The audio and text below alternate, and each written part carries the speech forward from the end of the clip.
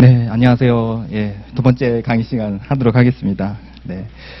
지난주 했었던 것들 한번 뭐 간단하게 복습하는 차원에서 네, 한번 보도록 하겠습니다. 지난주에는 저희가 이제 뭐 첫 번째 강의라서 그냥 가볍게 그냥 OT 정도로 그렇게 하고 그다음에 행정사법을 저희가 봤었습니다. 한번 책으로 3페이지 한번 볼까요?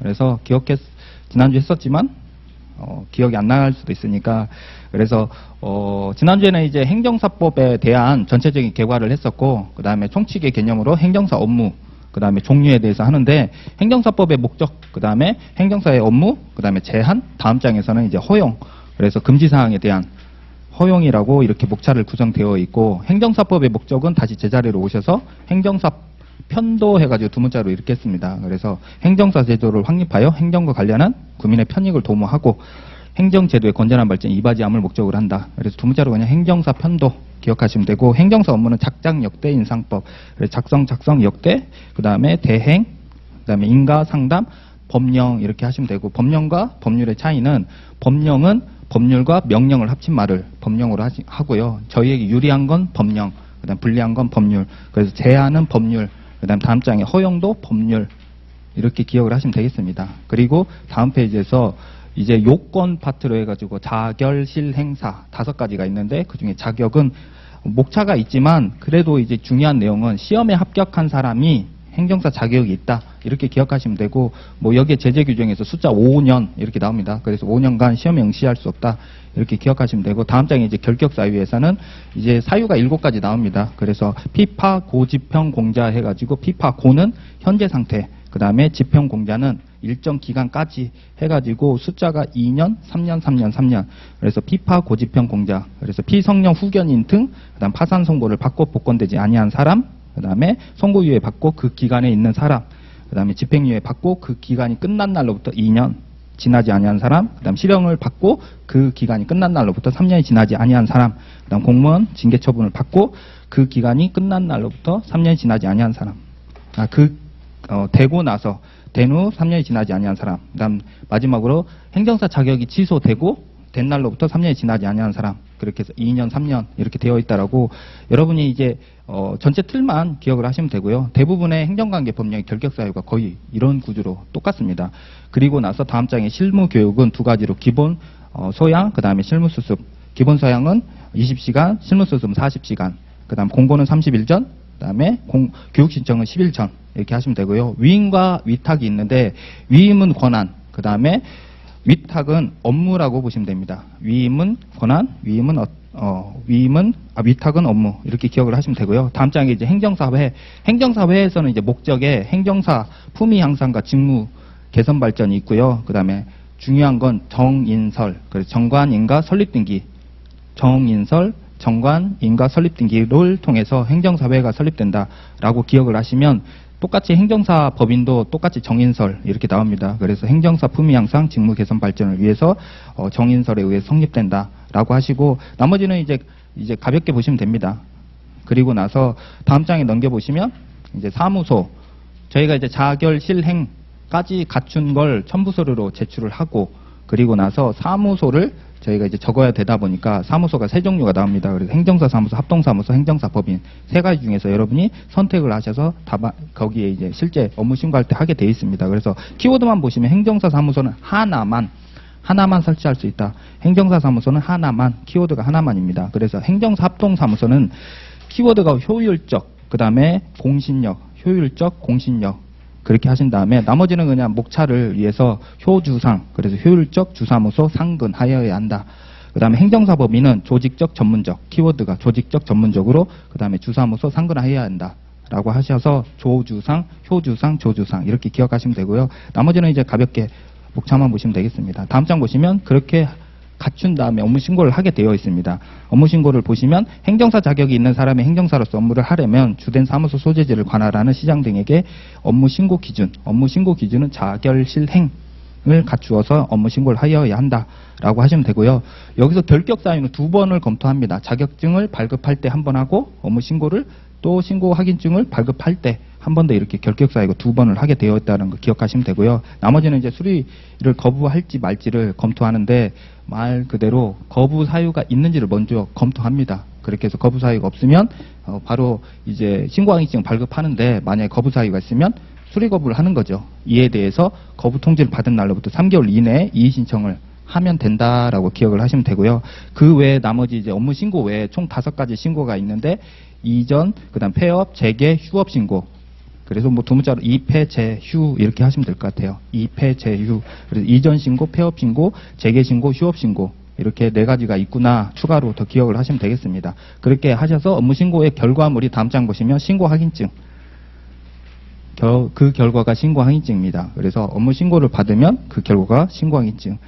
이외에 개인만 행정사 사무소를 그 업무 신고를 하는 게 아니라 행정사 법인도 추가로 할 수 있다는 거죠. 그래서 행정사 법인은 추가적으로 하는 게 자결 실행 플러스 정인설 이렇게 갖추면 되는 거죠. 사실상 따져보면 자결 실행 사는 행정사 법인이고 나머지는 정인설 이렇게 갖추어서 설립을 하게 되어 있습니다. 그래서 목차를 보시면 행정사 법인은 조직적 전문적으로 업무를 수행하기 위하여 3명 이상, 그리고 차이가 있다면 행정사 합동사무소는 2명, 행정사법인은 3명. 이거는 여러분이 뭐 굳이 설명 안 드려도 다 기억을 하시게 될 겁니다. 그렇게 해서 3명의 행정사가 정인설을 갖추어서 정관을 작성하여 인가를 받아 설립 등기를 함으로써 성립한다. 똑같은 구조이고요. 그 중에 3명은 또 어떻게 되어 있냐. 자결 실행을 갖춰야 되겠죠. 그 중에서 이제 2가지로 실무 교육을 받아야 된다.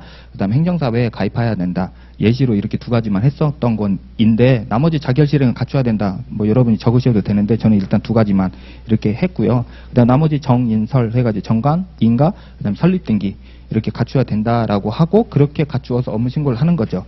그렇게 해서 그 이후에 업무 신고가 되어 있은 이후에 손해배상 책임을 이렇게 보험을 가입하게 되어 있습니다. 그래서 손해배상 책임의 조치라고 하시고 나머지 기타 규정들은 한명회사 상법상의 한명회사 규정을 준용한다 기억하시면 되고요. 그 다음에 업무 수행 방법에서는 다른 것보다 업무 수행 방법 명지대 표시 지난주에 했었습니다. 그래서 행정사 법인 명의로 업무를 수행하고요. 그 다음에 담당 행정사를 지정을 하고 그래서 지금 페이지 17페이지 보고 있습니다. 그래서 지정을 하여야 한다. 담당 행정사 지정하여야 되고 담당 행정사는 법인을 대표하고 그 다음에 행정사 법인의 명의를 표시하고 담당 행정사가 기명 날인하여야 한다. 정말 특이한 거죠. 일반적으로는 법인의 도장을 찍어야 되는데 우리는 독립성이 너무 강하기 때문에 행정사의 개인 도장으로도 법인을 대표할 수 있다라는 게 좀 특이하다라고 보시면 되고요. 그다음 다음 장에 경업금지. 경업금지는 재직 중일 때 아니면 퇴직 후일 때 행정사 업무를 재직 중일 때는 다른 행정사 법인에 소속해서는 안 된다. 기억을 이렇게 하시면 되고요. 그다음 퇴직 후일 때는 행정사 법인의 업무를 동의를 받지 않고는 수행할 수 없다. 이렇게 기억을 하시면 되겠습니다. 그렇게 하시고 해사는 실제 이제 소멸의 과정, 개인의 사망의 과정인데 여기에 정전파 합설 해가지고 2문자로 정전파 합설 이렇게 있고요. 합병도 동의가 있으면 전원이 할 수 있고 설립 인가의 취소에 대한 제가 이제 2문자로 여기에 이제 굵은 글씨로 거부무법 이렇게 되어 있는데 특별하지 않으면 이제 설립 인가를 취소할 수 있다 캔으로 되어 있습니다. 다만 이제 거짓은 이제 반드시 하여야 한다 이렇게 되어 있고요. 나머지 구성원, 업무정지, 그다음 법령 이런 것들은 할 수 있다 이렇게 기억하시면 되고 똑같이 준용 규정은 한명회사 준용한다라고 해가지고 여기까지 했었습니다. 그리고 이거를 표를 한 번 더 다시 보시면 나눠드린 유인물이 있습니다. 유인물에서 2번째 페이지 한 번만 보세요. 나눠드린 유인물에서 2번째 페이지 보시면 그림으로 또 나눠져 있습니다. 네, 뒷줄에 있습니다. 그래서 보시면 유인물에 행정사법인 설립 절차 해가지고 3명의 행정사가 정관을 작성하고 똑같이 그냥 설립인가 신청 그냥 흐름으로 제가 표시를 한 겁니다. 그렇게 하고 네 뒤쪽에 있습니다. 네. 유인물 뒤쪽에 있고요. 뭐 지금 내용 했던 거를 그냥 한 번 더 설명하는 거니까요. 네, 어려운 건 없을 겁니다. 그렇게 하고 설립인가가 되면 그 다음에 설립등기하고 그 이후에 행정사법인 업무 신고를 하고 행정사법인 업무 신고증을 받은 다음에 손해배상 보험을 가입한다라고 순서대로 그냥 이제 그림으로 표시를 한 겁니다. 그리고 그 이후에 소속 행정사를 고용을 하면 신고를 하여야 하고 뭐 그러한 이제 절차가 또 한 번 더 있다라는 걸 이렇게 그림으로 이렇게 설명을 해드린 거입니다. 그래서 이거는 이렇게 가볍게 보시면 되고요. 그런 다음에 이제 이거 일단 뒤에 있습니다. 뒤에서 가져오셔야 될 것 같습니다. 네, 제재 규정도 제가 설명을 해드려야 되어서 가져오셔야 될 것 같습니다. 네, 여기까지 했습니다. 그러면 이제 오늘 할 것들 제가 다시 뭐 지난주에 했었던 거 다시 계속 반복하는 겁니다. 그래서 이쪽으로 오셔서 네. 이제 행정사법 지난주에 했었던 거 다시 이제 계속 반복하는 겁니다. 그래서 첫 번째 서설. 그래서 뭐 행정사의 업무 해가지고 아까 작장 역대 인상법, 그다음 종류 안에 이제 제한은 법률에 의해서 제한되고 허용은 또 법률에 의해서 허용된다 기억하시면 되고요. 그리고 이제 요건. 그래서 제가 두 문자로 하면 자결 실행사.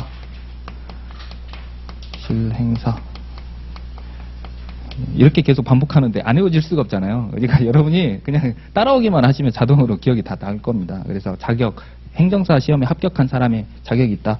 결격 사유는 피파, 고, 지평, 공자. 그다음에 실무교육은 기본소양, 실무수습, 기본소양, 실무수습. 그다음에 행정사회. 그래서 행정사 품위 향상과 직무 개선 발전, 정인설 이렇게 기억하시면 되고요. 사무소는 이미 알고 있는 것처럼 사무소, 그다음에 행정사 합동사무소, 행정사법인 이런 것들이 있다라는 거죠. 그렇게 한 다음에 이걸 갖추면 절차, 업무 신고를 하는 거죠.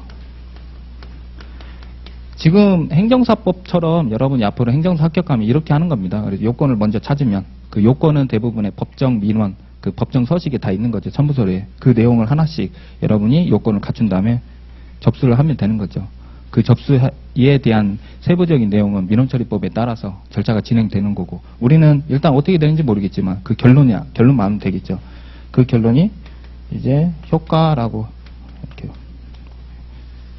그래서 효과라고 보시면 그 신고 확인증, 문서로 접수를 했기 때문에 문서로 이렇게 결과가 나온다 보시면 되고요. 신고 확인증이 나왔기 때문에 비로소 행정사의 권리, 의무가 발생이 된다고 보시면 됩니다. 이날로부터 여러분이 이제 행정사 업무 수임을 할 수가 있고 보수를 받을 수가 있는 겁니다. 네. 그리고 나서 이 권리를 주었는데 제대로 활용을 못하면 이에 대한 제재를 할 수도 있잖아요. 그래서 취소, 그 다음에 정지, 아니면 더 중할 때는 벌칙, 형벌을 가할 수가 있겠죠. 그 다음에 과태료 해가지고 금전벌, 너무 뭐 형벌은 아니지만 그래도 금전적으로 뭔가 제재를 해야겠다. 그게 과태료 이렇게 보시면 되고, 두 문자로 취정, 벌, 태 이렇게 하시면 될 것 같습니다. 그렇게 하셔서 구분을 하면 여기는 전부 다 그냥 말 그대로 행정처분인 거죠. 행정처분. 이에 대해서 만약에 처분을 받으면 뭐 이의신청, 행정심판, 그 다음에 행정소송을 갈 수 있는 거죠. 처분이니까. 그리고 나서 여기는 이제 형사처분이라고 이렇게 보시면 되세요.